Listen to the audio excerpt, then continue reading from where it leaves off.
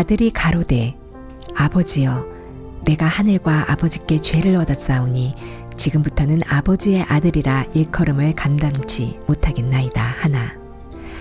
아버지는 종들에게 이르되 제일 좋은 옷을 내어다가 입히고 손에 가락지를 끼우고 발에 신을 신기라. 그리고 살찐 송아지를 끌어다가 잡으라. 우리가 먹고 즐기자.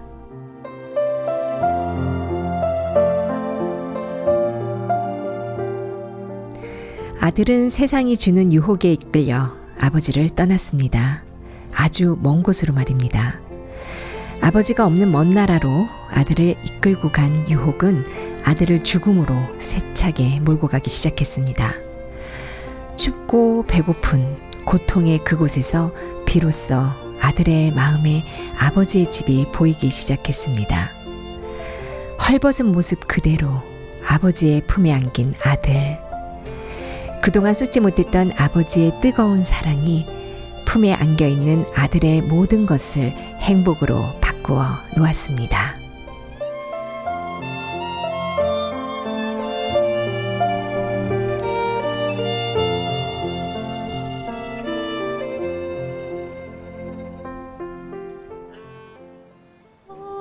Abide with me, fast for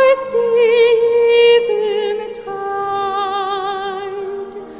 The darkness deepens, Lord, with me abide.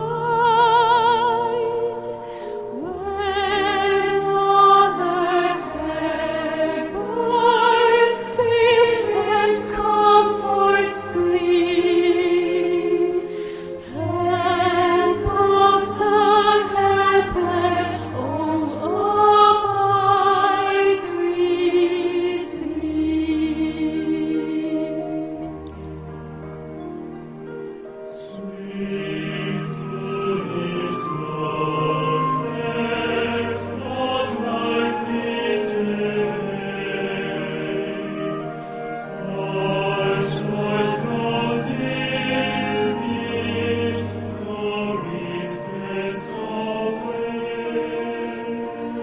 Change and decay in all around I see.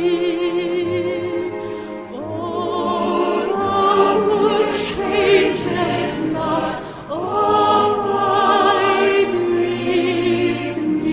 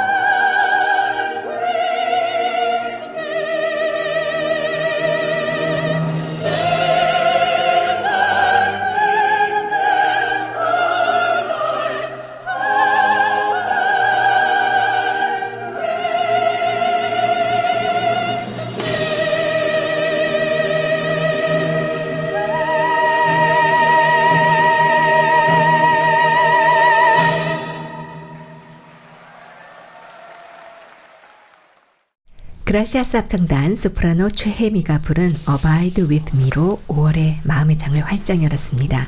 안녕하세요. 마음의 창입니다. 날이 저물어 어두워지니 주님이 나와 함께 계시네 라는 가사인데요. 날이 저물어 어두워지면 돌아갈 집이 생각나듯이 나에게 어두움이 올 때 나와 함께 계시는 주님이 보인다는 것, 우리는 행복한 사람입니다. 오늘은 4월 26일 뉴욕 바이블 크루세이드 5번째 날의 말씀을 함께 나누어 봅니다. 본문은 누가복음 15장 아버지의 품에 안겨있는 탕자의 이야기입니다. 오늘 기쁜 소식 강남교회 이강호 목사님과 함께합니다. 목사님 안녕하세요. 네, 안녕하세요. 지난 주일 저녁에는 기쁜 소식 한박교회 레드우드 극단을 초청해서 사랑해요 엄마 연극을 함께 보았는데요.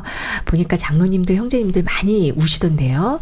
그래서 어떤 형제님은 아예 엎드려서 우시더라고요. 그래서 우리 자매들은 울다가 그 모습 보고는 또 웃음 찾느라고 또 애를 먹었어요. 네. 목사님도 우셨나요? 예, 저도 사실 이번에는 제가 마음이 바쁘고 또 일들이 있었는데 지난 첫 번째 우리 실버 네. 그 페스티벌, 예, 실버 콘서트에 이 사랑의 엄마를 공연했었는데 그때 정말 눈물이 나와가 참느라고 애를 먹었습니다.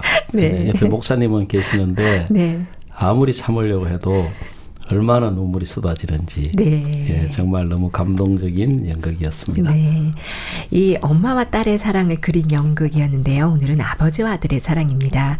이 엄마와 딸의 사랑은 대화도 많고 표현도 다양한 반면에 아버지와 아들의 사랑은 겉으로 다 쏟지 않고 가슴속 깊이 묻어두는 묵묵한 대지와 같은 사랑이라고나 할까요? 이 목사님께도 사랑하는 아들이 있으시잖아요.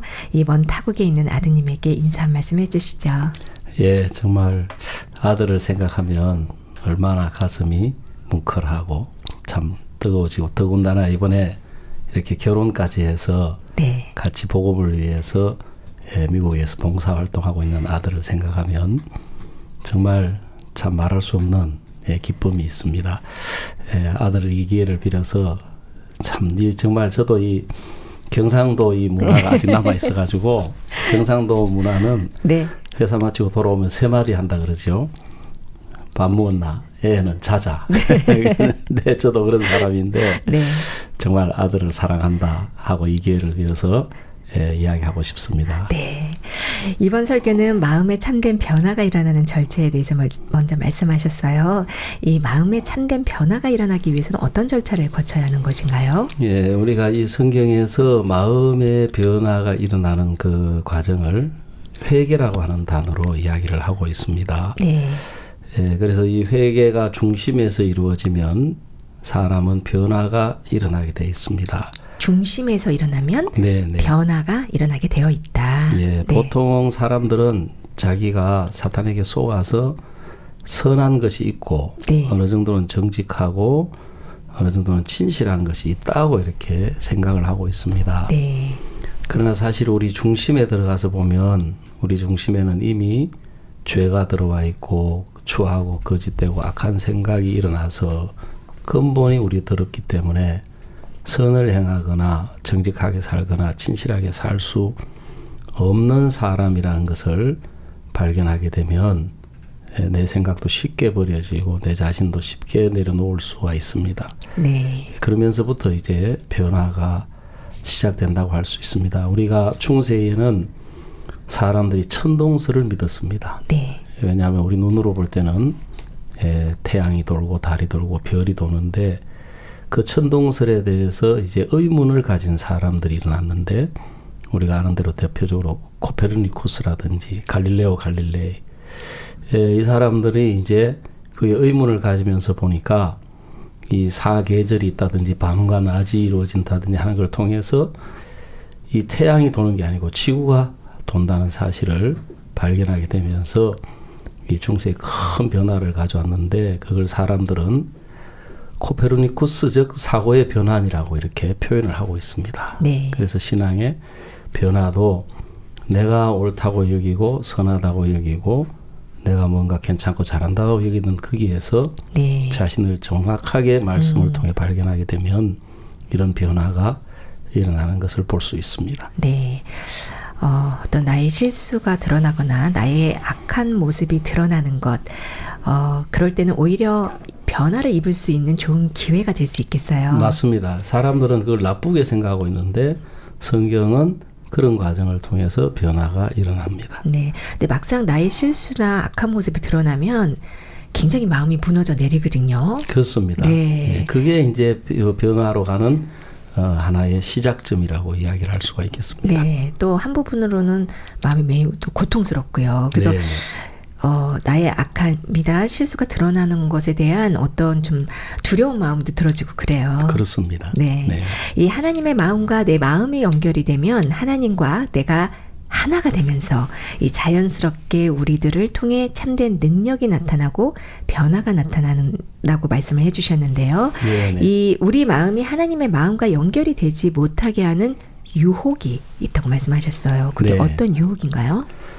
사탄은 먼저 우리 마음에 사탄의 욕망을 넣어준다고 이야기를 하고 있습니다. 네. 우리가 창세기 3장에서 보면 아담과 하와에게 선악을 알게 하는 실과를 먹게 하려고 마귀가 뱀의 형상을 가지고 나타나서 대화를 하게 됩니다. 하나님이 참으로 이 모든 동산 중앙에 있는 나무의 실과를 먹지 말라고 하시더냐. 그때 이제 하와는 이야기하기를 선악을 알게 하는 실과를 먹지도 말고 하나님 말씀에 만지도 말라고 했다. 근데 사탄은 이제 이 하와의 마음에 말씀이 없고 정확하지 않는 걸 이용해 가지고 그것을 먹는 날에 너희가 하나님처럼 된다. 즉 사실은 하나님처럼 되고 싶은 그 욕망은 사탄의 욕망이었습니다. 네. 우리가 이사야 14장에 보면은 사탄에 대해서 나오고 있는데요. 네. 그 이제 대화를 통해서 사탄의 마음이 이제 하와의 마음에 흘러 들어가면서 아, 저걸 먹으면 하나님처럼 되겠구나 하는 그 마음을 자연스럽게 갖게 되었습니다. 네. 그러면서 이제 그 눈앞에 선악과를 보니까 유혹이 되는 거죠. 그런 것처럼 사탄은 먼저 우리 마음에 사탄의 욕망을 넣습니다. 사탄이 원하는 것을 마치 우리가 원하는 것처럼 넣어서 그 다음 예를 들어서 이제 보이스 피싱이라든지 교회 안에서도 사기꾼들에게 쏘아가지고 물질을 잃어버리는 지체들이 드물지만 있습니다. 네.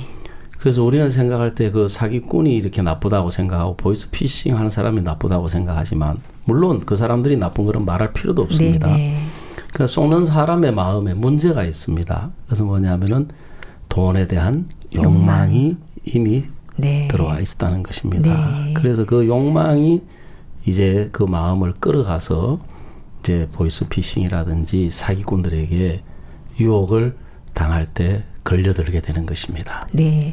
아까 그 뱀이 하와를 이제 유혹을 했다고 말씀을 하셨어요. 예, 근데 예. 그 뱀이 어떻게 유혹을 했냐면 야, 하와야, 내가 너한테 돈을 줄게. 아니면 너를 진짜 너무너무 예쁘게 해줄게. 이렇게 유혹을 한 게 아니라 하나님 같이 된다. 네. 사실 하나님은 최고로 선하신 분이고 또 최고로 지혜로우신 분이잖아요. 네. 사실 아주 완벽한 진리이자 또 아름다운 것인데 그것처럼 되려고 하는 것 자체가 욕망인가 봐요. 네, 그렇습니다. 그래서 이제 그걸 다르게 표현하면 이 주인의 위치, 네. 왕의 위치.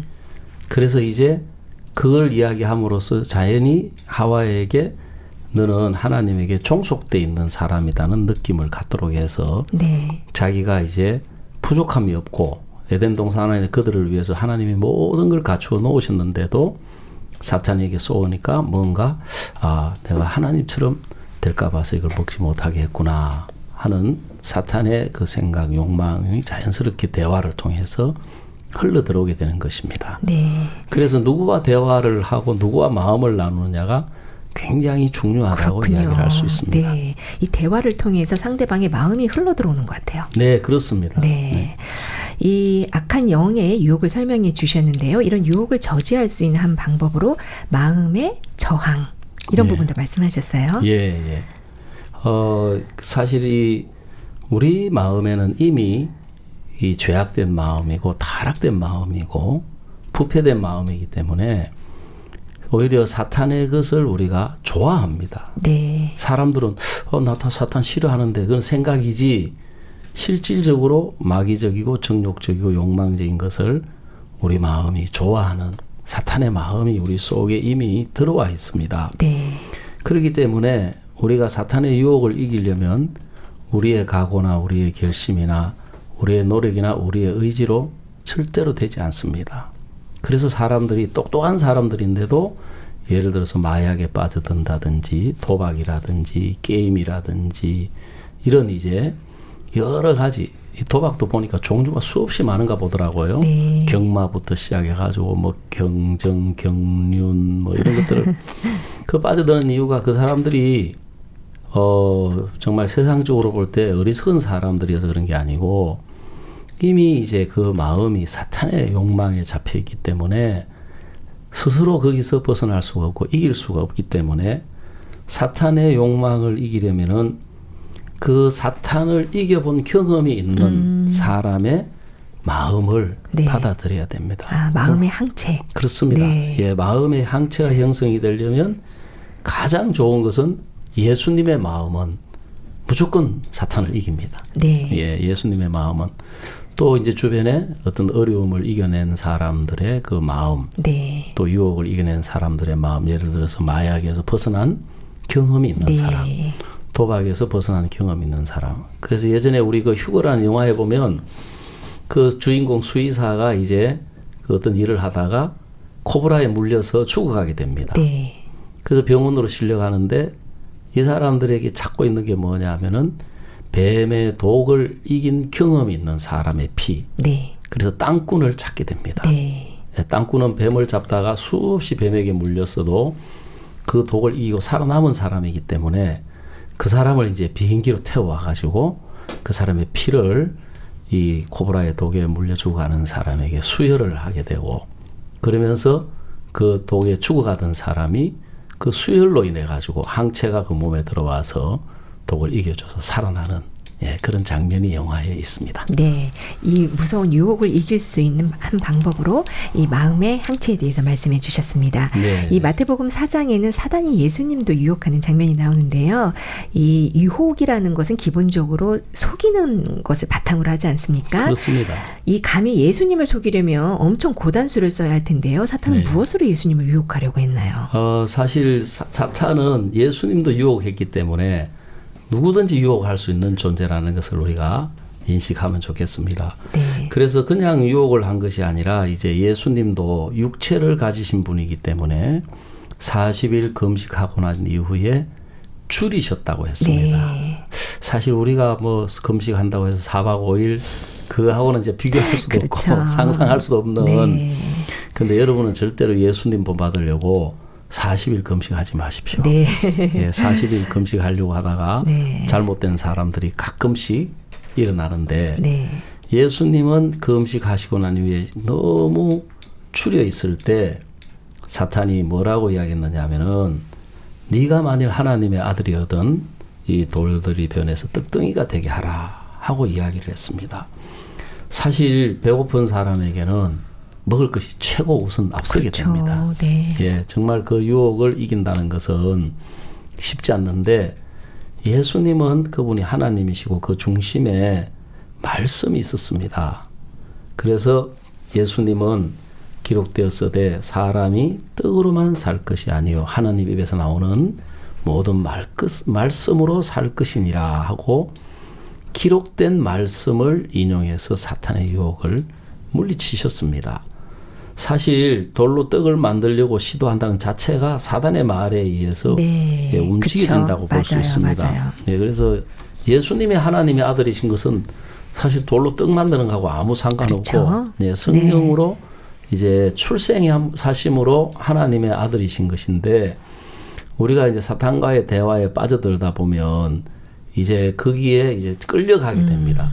그래서 우리 시야가 좁아지게 되고 우리 생각이 좁아지게 되면 우리도 모르게 이제 그 말에 의해서 이끌려서 움직이다 보면 그럼 나한테 능력이 있는데 이 가지고 못 받을까 봐 해서 돌로 떡을 만약에 만들었다고 합시다. 그건 사탄의 말에 이끌려서 그쵸. 돌로 떡이 된 것입니다. 그렇기 때문에 우리가 항상 우리 생각을 내려놓고 성경이 뭐라고 하느냐. 예수님은 항상 사탄을 물리치실 때 기록되었으되 네.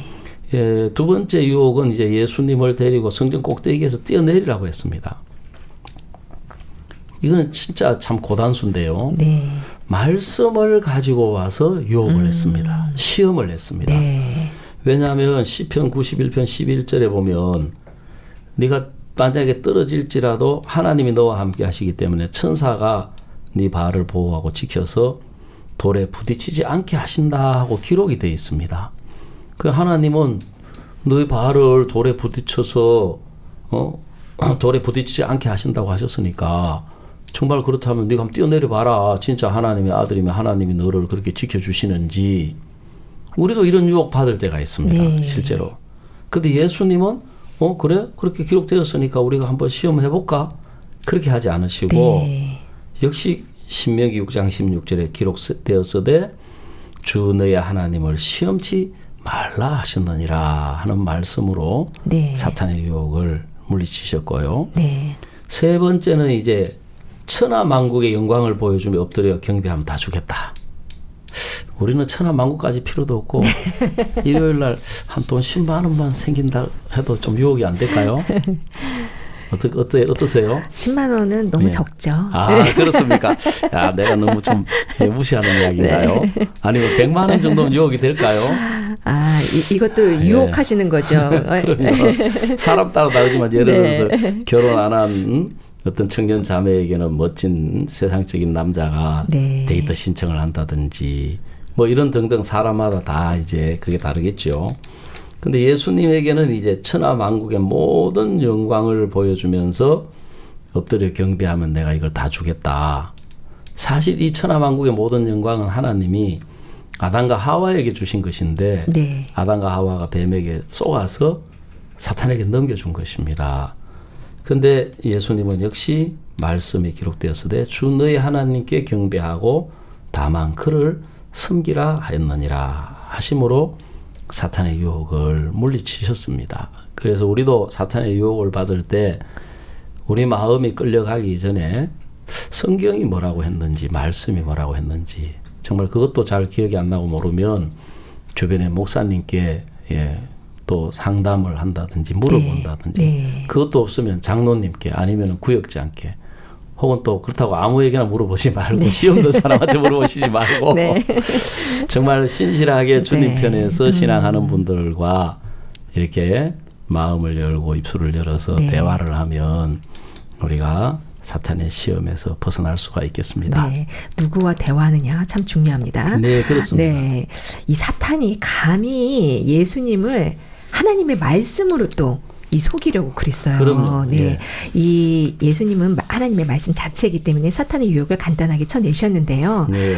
우리도 유혹에 이끌려가면 안 되잖아요. 예, 그런데 정말 예. 문제는 우리는 사탄의 유혹을 받으면서도 그것이 사탄의 유혹인 줄도 모르고 끌려간다고 또 그런 말씀하셨어요. 그럼요. 이 예. 부분 참 중요한 것 같은데요. 예, 물고기를 낚는 사람들이 이제 그 낚시에다가 미끼를 달아 가지고 물속에 이제 던지지요.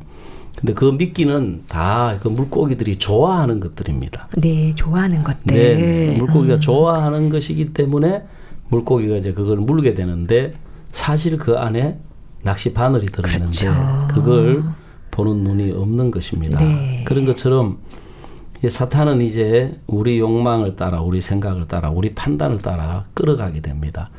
제가 이제 그 지난 날들 돌이켜 보면은 항상 어떤 문제 앞에 있을 때 사탄의 유혹이 옵니다. 네. 예를 들어 제가 2015년 3월 5일에 이제 금천교회에 개척을 했습니다. 네. 그래서 일주일 전에 이제 목사님께서 저보고 거기 한 가보라 해서 제가 갔는데 가보니까 형제자매님들이 5명이 모였습니다. 네. 그걸 보는 순간 갑자기 서울에는 이런 말이 있습니다. 조물주 위에 또 한 분이 계신다고. 조물주. 그 뭐지? 조물주 위에 네. 아무도 없어야 되는데 네. 건물주가 계신다. 서울에는요. 예, 월세가 너무 비싸가지고 네, 맞아요. 아유, 네, 진짜. 관리비하고 뭐 전기세, 수도세, 통신비 하니까 내 마음에 많은 생각이 찾아오는 겁니다. 네. 야, 이거 쉽지 않겠는데 이 무릎 많이 꿇어야 되겠는데 은혜 많이 보였는데 마음 많이 낮춰야 되겠는데 하나님 많이 찾아야 되겠는데 이게 전부 생각인 겁니다. 근데 이제 그때 제가 이게 사탄의 유혹인 걸 알았습니다. 왜냐하면은 이 생각, 이 형편을 받아들이면 내 마음이 어려워진다. 내가 예전에 제주도에서 개척했을 때, 안동에 개척했을 때 나는 형편 때문에 어렵다고 생각을 했는데 사실 사탄이 보여주는 것들이었습니다. 그걸 제가 받아들였는데 그걸 받아들인다는 것은 말씀을 버리는 겁니다. 네. 내 마음에 있는. 네, 그렇죠. 예, 말씀을 버리 사탄이 그걸 이제 우리가 잘 모르거든요. 네. 내가 있는 보는 대로 듣는 대로 생각나는 대로 다 받아들이면 하나님이 우리에게 주신 말씀을 버리는 것이 됩니다. 그렇죠. 밀어내버리는 거죠. 그걸 보는 이제 것으로 그게 말미암아. 마음에 들어와가지고 말씀을 밀어내버리는 네. 겁니다. 그래서 제가 내가 그때 사탄의 유혹을 받아서 어려웠구나. 사탄의 이게 시험이구나. 그렇구나요. 네, 사탄의 시험이라는 것을 이제 깨닫게 되면서 그러면 어떻게 해야 하나? 그 아까 이야기한 하나님이 뭐라고 하셨냐? 네. 그 당장에 이제 하나님이 뭐라고 하셨는지 떠오르는 성경 구절이 없었어요. 그다음에 그럼 목사님은 뭐라고 하셨지? 네. 나를 검찰에 보내주면서 목사님이 해주신 말씀이 있었습니다. 자네가 항상 악한 사람이라는 걸 잊으면 안 된다. 그다음에 거기 가면 하나님이 살아계셔서 일을 하셔서 1년 안에 100명이 연결되고 몇 년 안에 몇백 명을 하나님이 연결하게 하실 거다. 네. 그 저는 아침에 일어날 때 이제 그 말씀을 생각하며 일어나고 저녁에 잘 때 그 말씀을 생각하며 잠을 자고 예배 때마다 또 부서별 모임이 있을 때 청년회 때마다 그 2년 8개월 동안 제 기억에 한 번도 빠짐없이 그 이야기를 했던 것 같아요. 네. 그게 제가 형제 자매님들에게 믿음으로 이끌려고 하거나 믿음을 심어주려고 했던 것이 아니고 네. 내 마음에 그 말씀을 네. 잊어버리게 되면 네. 내 눈에 보이는 사탄이 주는 유혹, 생각, 이 형편을 받아들이게 된다. 네. 그래서 제가 그 말씀 속에서 하루하루를 살았습니다. 네. 그래서 이제 1년이 되고 2년이 되고 제가 정말 행복한 시간들을 보낼 수가 있었습니다. 그렇군요. 오늘 본문 이야기를 좀 늦게 나누게 되는데요. 이 네. 아버지 집을 나간 탕자가 고생을 많이 했지만 결국은 큰 행복을 얻는 그런 사람이 되었죠. 네. 이 모든 사람들이 평생을 찾아 헤매는 행복, 이 초단기간에 얻은 탕자의 비법은 무엇이었을까요? 초단기간에 얻는 탕자의 비법은 앞에서도 좀 언급을 드렸지만 회개인 것입니다. 네. 아버지께로 돌아가는 것인데 지금 우리 신앙의 문제는 예레미야 2장 13절에 기록되기를 이 백성이 두 가지 악을 행하였나니 생수에 근원되는 나를 버린 것과 스스로 웅덩이를 파진 것인데 이 웅덩이는 물을 저축지 못할 터진 웅덩이다 하고 말씀했습니다. 사실 우리가 우리 생각을 따라가고 우리 자신으로 살아가고 우리의 욕망을 따라가고 우리의 판단을 따라가는 것은 사탄에게 끌려가고 있는 것입니다. 네. 그래서 우리가 고통을 당하고 어려움을 겪고 실패를 맛보고 정말 우리가 불행한 삶을 살게 되는데요. 거기서 돌이켜서 하나님께로 돌아오면 네. 누가복음 15장도 바로 그 부분을 우리에게 보여주고 있습니다. 탕자가 아버지를 떠나서 자기가 가진 그 분깃으로 네. 자기 자신으로 살아가려고 했을 때 이제 허비하는 삶을 살게 되고 흉년을 만나고 돼지보다 더 비참하게 되었습니다. 그러나 거기서 돌이켰을 때는 금방 아버지께로 돌아와서 이제 아버지 안에서 아버지의 제일 좋은 옷으로 또 제일 좋은 신발로 손에 가락지로 가락지는 이제 상속권을 의미하는 네. 거죠. 또 이제 잔치하는 정말 돌이키는 것이 탕자를 말할 수 없는 행복으로 이끌어주는 것을 볼 수가 있습니다. 네. 그래서 성경에는 이 둘째 아들뿐만 아니라 룻기도 그걸 잘 보여주고 있습니다. 모압에서 룻이 고통과 저주와 사망 속에 있다가 베들레헴으로 돌아왔을 때 추수하는 짧은 기간 동안에 모든 문제가 해결되고 네. 잃어버렸던 모든 기업을 다시 되찾게 되고 또 며느리가 보아스하고 결혼하게 되고 1년 뒤에 또 손자까지 10달 뒤에 손자까지 낳아서 네. 행복을 정말 누리며 사는 것을 볼 수가 있습니다. 네. 유혹에 이끌려서 먼 나라로 갔던 탕자. 하지만 아버지에게 돌아왔을 때, 또 아버지 품 안에 안겨 있을 때 탕자는 이 세상에서 가장 영광스럽고 아름답고 행복한 사람이 되었습니다. 오늘 이 말씀 함께 나누어 주신 기쁜 소식 강남교 이광호 목사님 감사합니다. 예, 감사합니다. 전북 포도나무 합창단이 부르는 내가 매일 기쁘게 함께 들으시고 저는 2부에서 다시 뵙겠습니다.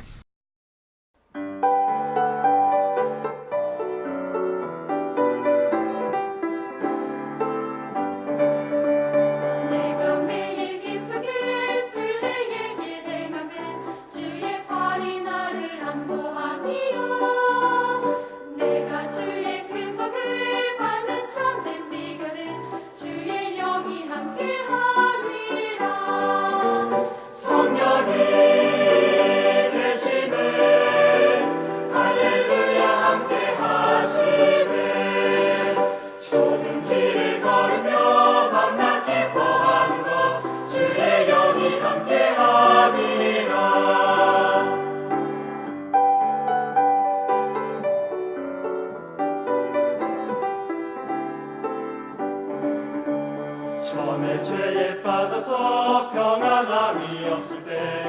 예수 십자가의 공로 힘입어 그 발 아래 엎드려 참된 평화 얻음은 주의 영이 함께함이라.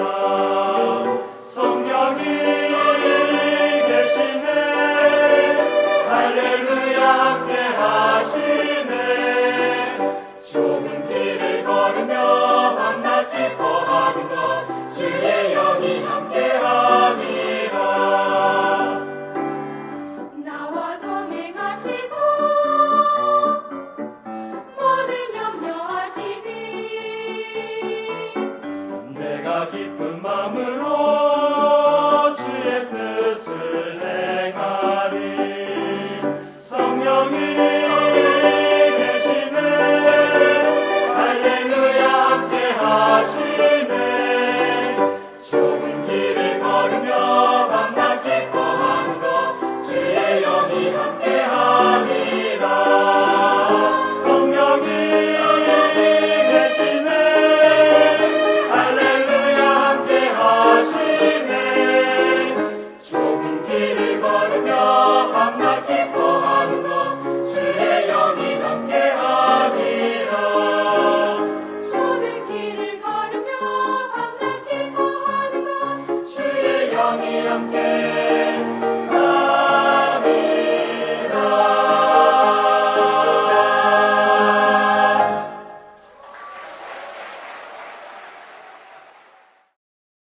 예루살렘 라디오 마음의 창 2부입니다.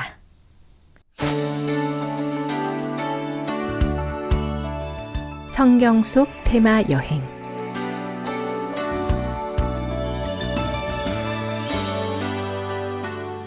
5월의 테마는 유대인입니다.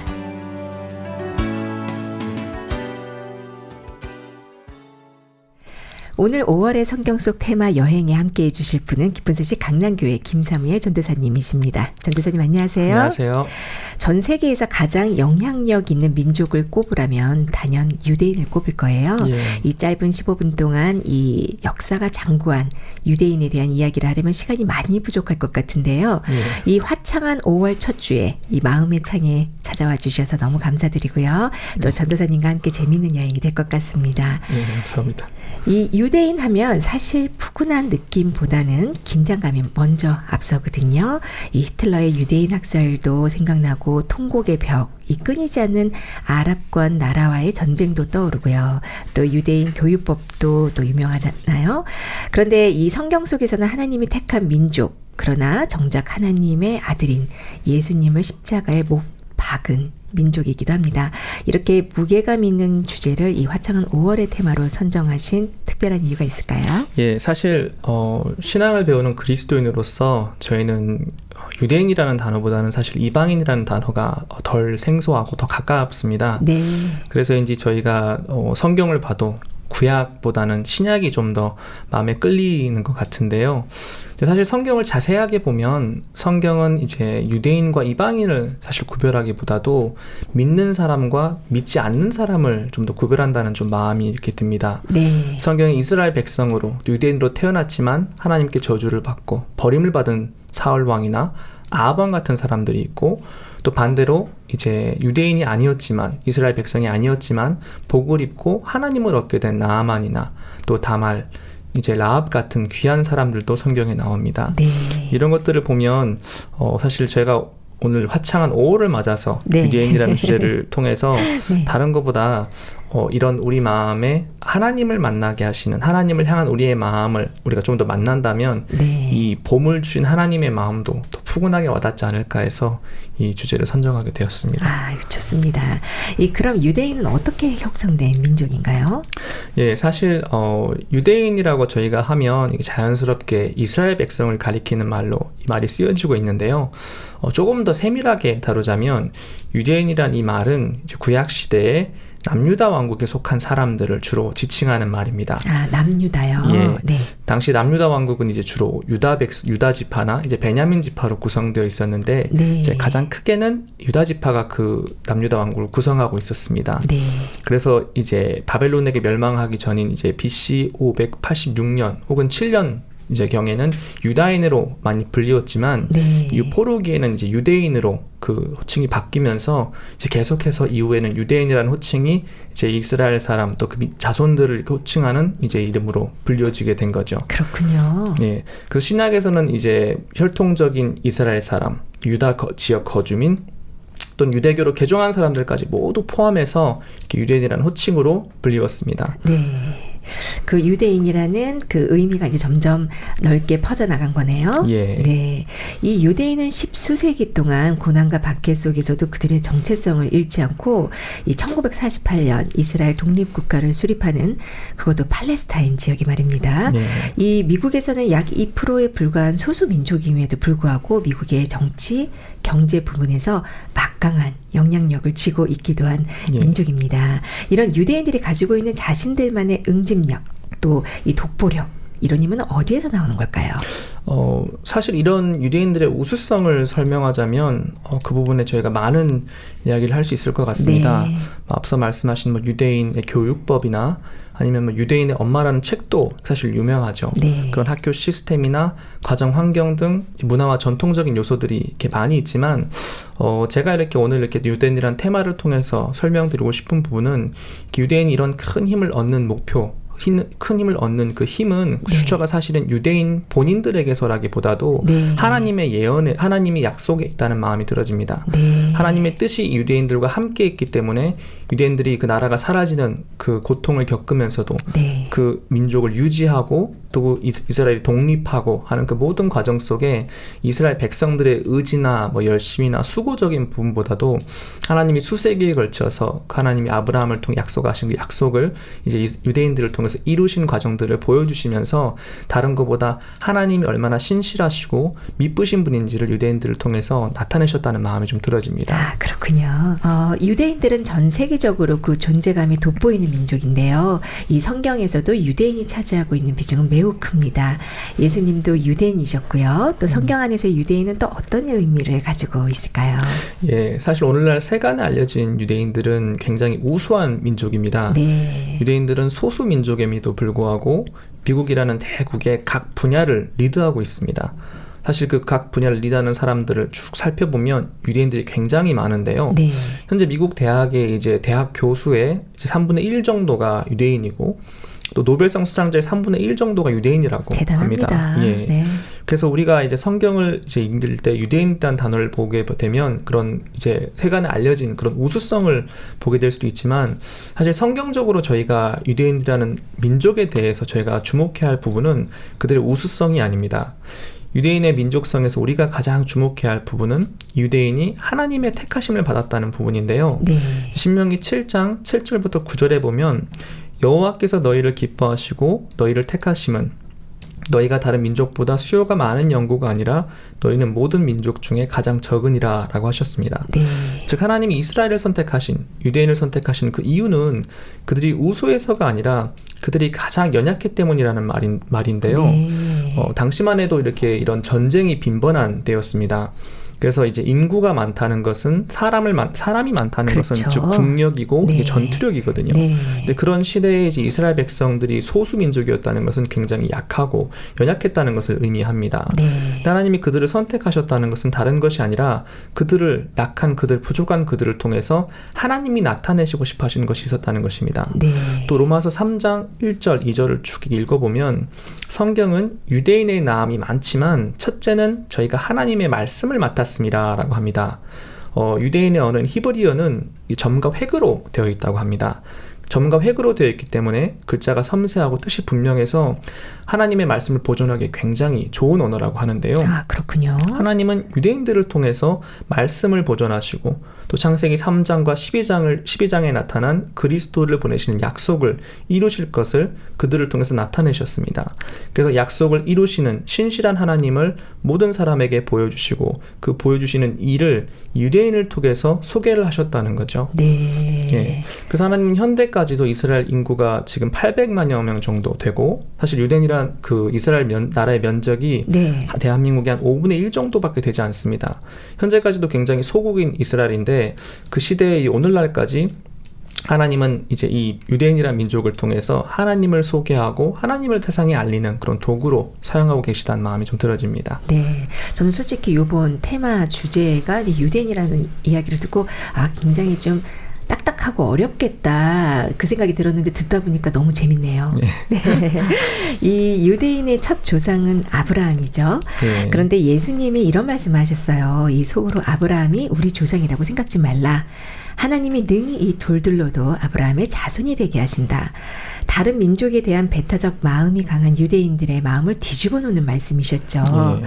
또 로마서 4장에 보면 아브라함은 유대인의 조상뿐 아니라 많은 민족의 조상이 된다라고 유대인인 사도 바울이 로마에 거하고 있는 이방인들에게 이해하고 있는 것을 볼 수 있습니다. 예. 이렇게 이제 선민 사상으로 똘똘 뭉쳐진 유대인들에게는 이런 발언이 반갑지 않았겠죠. 예, 사실 그들은 이제 이런 자기들의 혈통이나 그런 이제 선택을 받았다는 자부심 이런 것으로 뭉쳐있기 때문에 그런 표현들을 들을 때 굉장히 달갑지 않았을 겁니다. 네. 근데 사실 제가 이렇게 앞서 말씀드린 로마서 2장에 쭉 보면 성경은 이제 표면적 유대인과 이렇게 이면적 유대인을 나누어서 말씀하고 있습니다. 표면적 유대인이라는 것은 유대인의 혈통에서 태어나서 이렇게 할례를 받은 사람을 이야기를 합니다. 네. 하지만 이면적 유대인은 율법이라는 의문에 매여 있지 않은 마음의 할례를 받은 신령 가운데 거하는 사람인데요. 오늘날 이렇게 자신의 생각을 베어내고 자신에게서 회개하고 그 베어져 버린 죽은 육신이 아니라 하나님과 마음을 합한 구원받은 그리스도인들을 나타낸다는 마음이 들어집니다. 네. 보통 유대인들은 자신을 소개할 때 할례라는 것을 굉장히 크게 이야기를 합니다. 네. 왜냐하면 할례라는 것은 그들의 정체성이고 또 그들이 하나님의 민족임을 나타내는 그런 표적이기 그쵸? 되거든요. 네. 근데 사실 로마서 이렇게 2장 25절부터 29절을 쭉 읽어보면 할례라는 것이 의미 있어 보이지만 성경은 율법을 온전히 지키지 않으면 그 할례가 무할례와 같다고 이야기를 합니다. 맞습니다. 예, 그래서 유대인들의 할례라는 표적만 있어야 유대인인 것이 아니라 유대인이 할례를 가지고 율법을 행해야 유대인이라는 이제 이런 의미를 분명히 가진다는 거죠. 네. 근데 이면적 유대인은 이런 율법에 있는 사람이 아니라 이제 마음의 할례의 증표를 가지고 신령에 있는 사람을 나타냅니다. 마치 할례만 받고 율법을 지키지 않으면 할례가 무익한 것처럼 하나님께서는 오늘날 우리 구원받은 그리스도인들의 마음에 그냥 이면적 유대인의 증표인 마음의 할례만 가지고 구원만 가지고 살기를 바라시는 것이 아니라 죄와 사망의 법이 아닌 생명과 성령의 법 가운데 살기를 바라신다는 것입니다. 네. 하나님은 우리에게 마음의 할례라는 이면적 유대인의 증표를 주신 것뿐만이 아니라 이면적 유대인으로 살 수 있는 하나님의 뜻과 신령을 드러내고 전파할 수 있는 복된 복음을 우리에게 주셨습니다. 네. 이 마음의 할례. 이 마음의 할례요. 예. 굉장히 중요한 거죠. 예. 네. 이 전도사님에게는 마음의 할례 어떻게 다가오셨나요? 사실 마음의 할례라는 부분이 저에게도 이렇게 많은 이제 생각이 되어줬던 부분인데요. 이제 육시 표면적 할례는 사실 그 율법적인 부분이지만 네. 마음의 할례라는 것은 이면적 유대인의 증표라고 생각이 되어집니다. 네. 이면적 유대인은 그리스도인인데 마음의 할례는 즉 다른 것이 아니라 이면적 유대인의 증표, 즉 구원받은 그리스도인의 증거인 구원이라는 마음이 들어집니다. 네. 예. 그러면 전도사님도 이 구원을 받은 적이 있었죠? 그렇죠. 저도 네. 마음에 분명한 마음의 할례를 받고 이면적 유대인으로서 하나님 주신 구원을 마음에 가지고 있습니다. 네. 이 전도사님의 이 구원의 이 마음의 할례 잠시 네. 들어볼 수 있을까요? 사실 저는 저희 부모님이 선교사님이셔서 네. 이 교회에서 이렇게 태어났습니다. 그래서 저는 이렇게 교회에서 오랫동안 이렇게 살았는데요. 이제 교회에 오랫동안 살았기 때문에 저는 이렇게 성경을 안다고 생각했고 네. 성경 말씀을 이렇게 제가 이렇게 이해한다고 생각을 했습니다. 근데 사실 성경을 알고 이해하는 것만이 사실 구원이 아니라 성경 안에 나타나 있는 이제 하나님의 마음을 사실 이렇게 만나본 적이 없었던 거죠. 네. 근데 제가 교회에 있으면서 저희 아버지를 따라서 이렇게 아프리카 가게 되었었는데 제가 아프리카 가기 얼마 전에 제가 이렇게 학생 수련회를 참석을 하면서 그때가 몇 살이셨죠? 그 당시 제가 15살 정도였습니다. 15살은 중학교 2학년이네요. 예. 네. 그러면서 제 마음에 이제 당시에 말씀을 들으면서 그냥 단순하게 내가 알고 있던 죄 없다라는 그 이론적 말씀이 아니라 악한 나를, 이 더러운 나를 내 죄에서 구원하시기 위해 예수님을 보내셔야 됐던 그 하나님의 마음을 만날 수 있는 그런 좀 계기가 되게 되면서 네. 제 마음에 내 죄를 사하시고 또 나를 그 사랑하신 하나님께서 단순하게 그냥 예수님 오셔서 내 죄를 가져갔다가 아니라 그 내 죄를 모두 사해 주시고 이어서 그 나로 하나님의 아들로 살 수 있는 능력을 주신 부분에 대해서 정확한 믿음을 가지게 하신 적이 있습니다. 네. 그 이후로 이제 아프리카에 가서도 참 신기했던 게 내가 무슨 특별한 삶을 살려고 노력을 해서가 아니라 마치 이렇게 마음의 할례를 받은 이민족 유대인들이 생명과 성령의 법을 따라 사는 그 삶을 하나님 주신 것처럼 하나님의 삶 속에서 제가 아프리카에 있을 때나 프랑스에서 유학을 할 때나 그 모든 제 여정 속에서 하나님이 함께 하시는 그런 증거들을 하나씩 나타내시고 저를 통해서 나를 나타내시는 것이 아니라 하나님이 나타나시는 것들을 기뻐하시고 일하시는 것들을 분명히 볼 수가 있었습니다. 네. 저는 개인적으로 이렇게 전도사님을 보면서 야, 정말 이렇게 젊은 나이에 가장 복된 곳에서 복음을 위해서 이렇게 사시는 모습 보면서 야, 하나님이 정말 사랑하시는구나.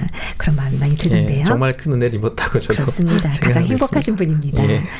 오늘 테마 여행은 유대민족의 역사 기행이었는데요. 전도사님께서는 오늘 짧은 기행을 통해 우리 청취자분들 마음에 남기고 싶은 부분이 있으시다면요? 예, 사실 오늘 유대인이라는 테마를 통해서 제가 말씀드리고 싶었던 부분은 이제 우리가 알고 있는 표면적 유대인보다도 이면적 유대인입니다. 이면적 유대인은 우리 구원받은 그리스도인들을 나타내고 이면적 유대인의 증거는 우리 마음의 구원, 마음의 할례인 구원입니다. 하지만 그런 할례, 마음의 할례만을 가지고 있는 것이 우리의 끝이 아니라 성경은 율법을 행하는 유대인의 삶을 말했지만 우리는 율법이 아니라 이제 생명과 성령의 법에 매인 삶인데요. 그것은 다른 것이 아니라 하나님의 뜻인 이 복음을 전파하는 삶이라는 마음이 듭니다. 네. 방목사님께서 자주 간증하시는 것처럼 저희 선교회가 1989년에 선교 활동을 시작하면서 저희가 복음을 전하고 전 세계 이 복음을 들고 나갔을 때 하나님께서 저희만 복 주신 것이 아니라 한국이라는 이 나라도 크게 복을 더하시면서 그렇습니다. 저희가 많은 정말 이 한국이라는 나라가 많은 경제 성장을 이루게 됐습니다. 네. 목사님께서 복음을 사시는 동안에 하나님이 그 삶을 위하시고 복되게 하신 것처럼 우리가 이제 이면적 유대인으로서 마음의 할례를 받은 이면적 유대인으로서 우리 앞선 그 종을 따라서 복음의 삶을 살 때 그 생명의 성령의 법을 따라 살 때 우리 마음을 들을 때 우리와 함께 하시고 우리를 위하시는 하나님을 또 제 형제자매들께서 삶 속에 경험하시고 맛보시게 되를 바라는 마음으로 약간 말씀을 드렸습니다. 네. 오늘 5월의 테마 여행 유대인에 대해서 함께 나누어 주셔서 감사합니다. 예, 기쁜 소식 강남교회 김사무엘 전도사님 안녕히 가세요. 네, 감사합니다.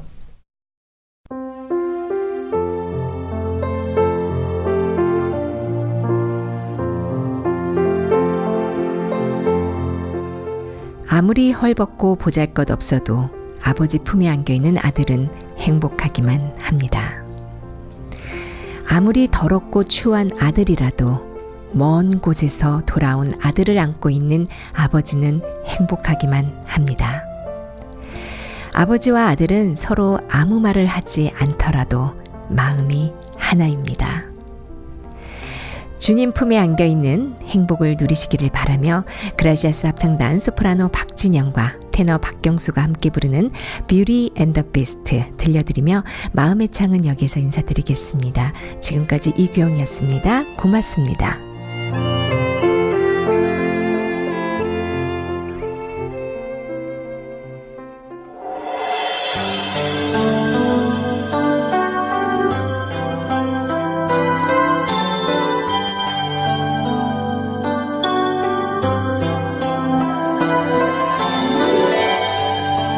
Tell us all this time,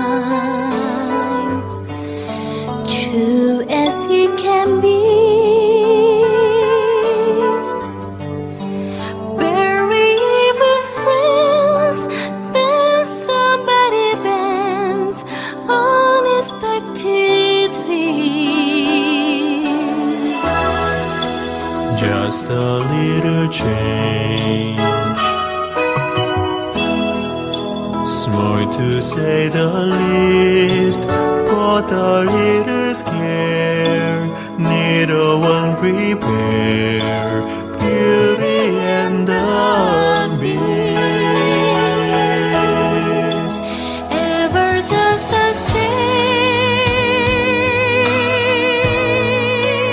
Never a surprise, Ever as before.